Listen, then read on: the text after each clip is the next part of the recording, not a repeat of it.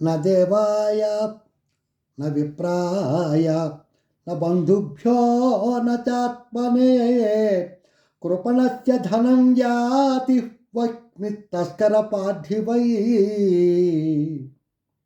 అంటే మనిషి మానవుడు ఏదో విధంగా డబ్బు సంపాదించి మంచి స్థితిని పొందాలి.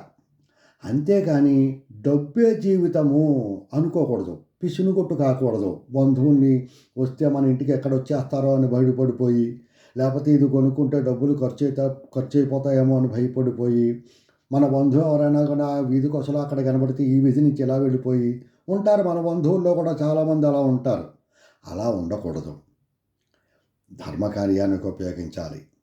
లేదంటే తను సొంతంగా అనుభవించాలి. తీర్థయాత్రలు తిరగచ్చు, చక్కగా తినచ్చు, అన్ని భోగాలు అనుభవించవచ్చు.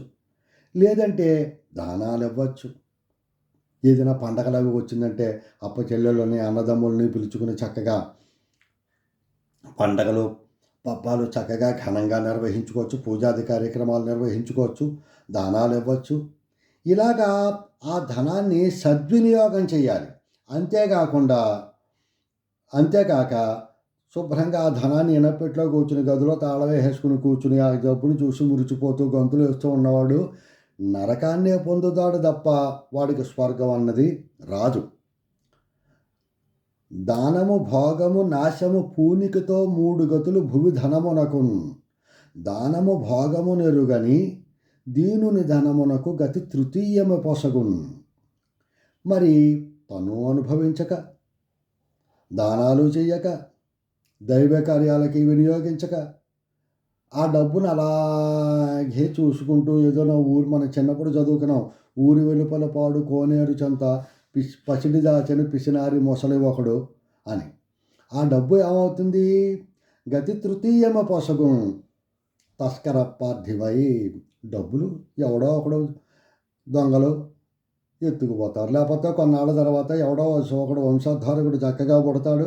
వాడు శుభ్రంగా ఆ ఎకరాలన్నీ కూడా ఆ డబ్బులన్నా కూడా ఆవగొట్టేస్తాడు. అందువల్ల ఇంచెతది పుణ్యం లేదు. అలాగ పాపం మూడగట్టుకునే తరతరాల నుంచి వచ్చినటువంటి ఆ డబ్బు ఎవడో ఒకడో ఆఖరికి ఏదో వంశోద్ధారకుడు పుడతాడు. శుభ్రంగా ఎకరాలన్నీ కూడా బంగారాలన్నీ కూడా వండంతా కూడా శుభ్రంగా అమ్ముకుంటాడు. మళ్ళీ వీళ్ళు బేకారులైపోయి ఉంటారన్నమాట. అందువల్ల అలా కాకుండా ఉండాలంటే తను సంపాదించినటువంటి సంపాదనలో 10 రూపాయలు 100 రూపాయలు సంపాదిస్తే ఓ 2 రూపాయలు ఎవరికైనా దానం చేయి. లేకపోతే గుళ్ళోకి వెళ్ళు, ఓ దక్షిణ రూపాయి వేయి.